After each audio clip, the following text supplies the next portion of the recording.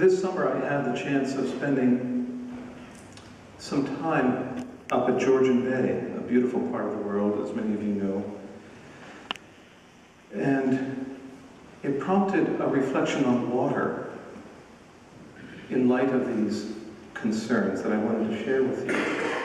And to begin this reflection on water, I wanted to share a quote from William B. Yeats's Cool Park in Valley View. I thought this might be a fitting place to begin a reflection on water as a particular area where these ideas flow together.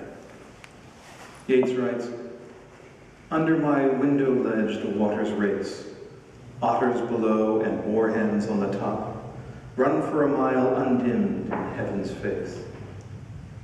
Then darkening through dark, raftery cellar drop, run aground, rise in a rocky place in cool Demes, and there to finish up, spread to a lake and drop into a hole. What's water but the generated soul?" For scripture scholars who have looked at the scriptures, they've calculated over 770 references to water in the Hebrew scriptures and Christian scriptures combined. Some of these are well known to us. Isaiah 55, verse 1. "Everyone that thirsteth, come ye to the waters, and those that have no money, come, buy and eat. Yea, come buy wine and milk without money and without price." Jeremiah, 2nd chapter. "For my people have committed two evils. They have forsaken me, the fountain of living waters, and hewed them out cisterns, broken cisterns, that can hold no water." John in chapter 4 writes, "But whosoever drinketh of the water that I shall give him shall never thirst, but the water that I shall give him shall be in him, a well of water, springing up into everlasting life." And deeper in John, "He that believeth in me, as the scripture has said, out of his belly shall flow rivers of living water." We are reminded, too, that Jesus speaks of being the way, the truth, and the life. And for many of us, water is life. Water represents almost 2/3 of our body. It is something we cannot live without. We heard earlier Deuteronomy say, "Choose life." If in the Christian tradition, the living water is associated with the divine, and if in our lived reality, we are destroying our water systems at a terrifying rate, what does it mean for our relationship to ourselves, with each other, and the divine when we continue to destroy our rivers, our lakes, our streams, and our oceans? What does it mean for our personal lives, for our life on earth, for our life after this one? If there is truth in the sense that the divine is the way, the truth, and the life, and if we are indeed deeply connected to water, not only in our personal being, comprised almost 70% of water, but in our larger psychic, spiritual being,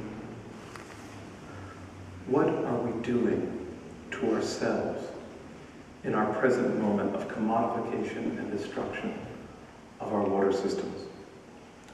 Here, the work of Alana Mitchell and Seasick comes to mind, a very important study of the crisis of the world's oceans, where Alana Mitchell, the Globe and Mail environmental reporter, has pieced together oceanographic evidence showing the effects of climate change on our ocean systems, and surprised even specialists who had not had the wider picture about the frightening reality of life in the oceans.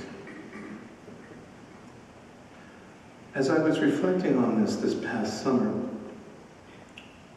on the shores of Georgian Bay, I felt very privileged, but also very frightened I spent some time near Cabot Head Lighthouse on the Bruce Peninsula in a nature preserve. And each day I would gaze out on the clear, cold waters of Georgian Bay, the eastern lung of Lake Huron, dubbed the Sweetwater Sea by Samuel de Champlain, and known as the traditional fishing grounds of the Ojibwe Nation. On this particular day, a storm was coming, and the normally brilliant turquoise waters had turned greenish-gray, flecked by whitecaps, with rising waves pounding assertively on the rock-strewn shore. Loons, Caspian terns, and a bald eagle had been patrolling the shoreline in search of pluckable fish, and were now nowhere to be seen. Only a lone cormorant flapped avidly across the horizon, low to the water and against the wind.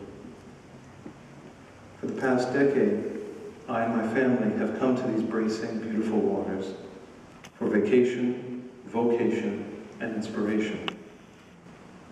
Northern Georgian Bay along the Niagara Escarpment is a UNESCO World Heritage Site.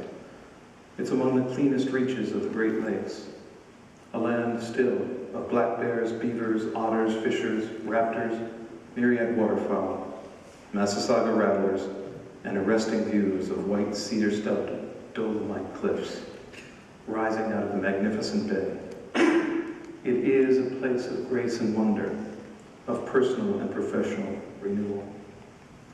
But as I was watching these things, 2,000 kilometers to the south in the Gulf of Mexico, deleterious crude oil continued to gush from the sunken BP Deepwater Horizon oil rig.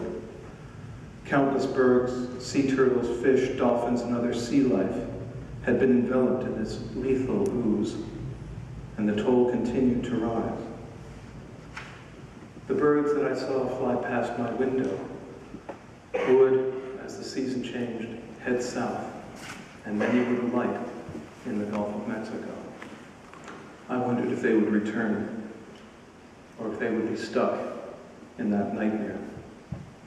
Would they also succumb to BP oils and, indeed, a collective reckless endangerment of the oceans? And as I gazed on those waters, I wondered, what would it mean to me if this beautiful body of water were fouled by something like an oil spill? What would it mean to me biologically, psychologically, and spiritually? For my family, for those who have grown up around these waters and made their livelihoods here. I sense for me it would be devastating emotionally and spiritually. For me, Georgian Bay, literally and figuratively, has become a deep part of my being. I have swum in its waves, ingested its waters, thrilled to its storms, and been transfixed by its calm. We are all over 2/3 water. I am almost 2/3 water. And I sense that in loving these waters and in loving creation, I am actually at both a psychological, spiritual, and physical level loving myself. Thus, the environmental moment is demanding a realization of a new intimacy, I think, of loving relationship, as well as respect. I feel I am summoned to realize and abandon those aspects of my personal life and cultural environments that promote self-hatred. Advertisements suggesting I am not worthwhile. A consumer ethic that is blazoned on billboards and ads around me that breeds insatiable needs and dissatisfaction. And a culture of hyperextended lives of work, family, and frenzy that leaves little time to be still and be in deep relationship and develop a deeper love for ourselves, creation, and the divine presence behind and through it all. The move from respect to love in befriending creation, I think, is a ripening of righteousness to a deep and rich affection. Such a ripening is suggested in Robert Frost's winsome poem. And I'll close as I move through this beautiful poem, Two Tramps in Mud Time. Before I get to the final stanza, where this point is well drawn up, I just had to quote the third stanza, which is just so literarily beautiful. Frost writes, "The sun was warm, but the wind was chill. You know how it is with an April day, when the sun is out and the wind is still. You're 1 month on in the middle of May. But if you so much as dare to speak, a cloud comes over the sunlit arch, a wind comes off a frozen peak, and you're 2 months back in the middle of March." I love that. It's a little ancillary to what I'm talking about, but I just had to quote that. But the final stanza, I think, speaks to what we're dealing with this morning. Frost writes, "But yield who will to their separation. My object in living is to unite my avocation and my vocation, as my two eyes make one in sight. Only where love and need are one, and the work is play for mortal stakes, is the deed ever really done for heaven and the future's sakes. When we move from respect to love and a befriending of creation, we are, in the end, befriending ourselves." Blessings on you.